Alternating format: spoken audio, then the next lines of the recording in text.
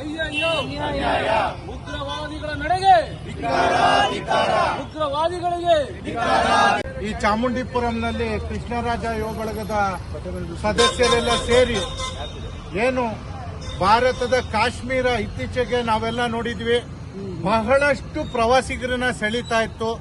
Article 370 ಏನು ತೆಗೆದ ನಂತರ ಇತ್ತು, ಅಲ್ಲೊಂದು ಭಾರತೀಯ ವಾತಾವರಣ ಸೃಷ್ಟಿಯಾಯಿತು.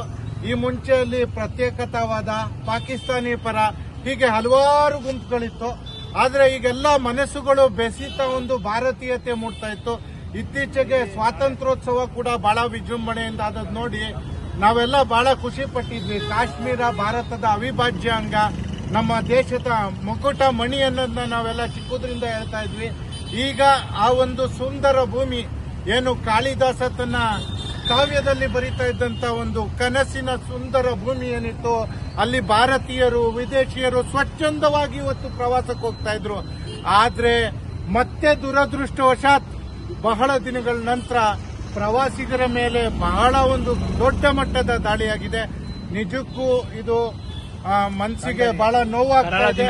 ಇಡೀ ಭಾರತೀಯ ಏನು ಸಾರ್ವಭೌಮತೆ ಮೇಲೆ ದಾಳಿ ಮಾಡುವಂತ ಪಾಕಿಸ್ತಾನದ ಉಗ್ರಗಾಮಿಗಳ ಕೈವಾಡ ಇದೆ. ಇದನ್ನ ನಿಜವಾಗ್ಲೂ ನಾವೆಲ್ಲ ಕೃಷ್ಣರಾಜ ಯುವ ಬಳಗದವ್ರು ಏನಿಲ್ಲಿ ಸೇರಿದ್ದೀವಿ ಅದನ್ನ ಉಗ್ರವಾಗಿ ಖಂಡಿಸ್ತಾ ಇದ್ದೀವಿ.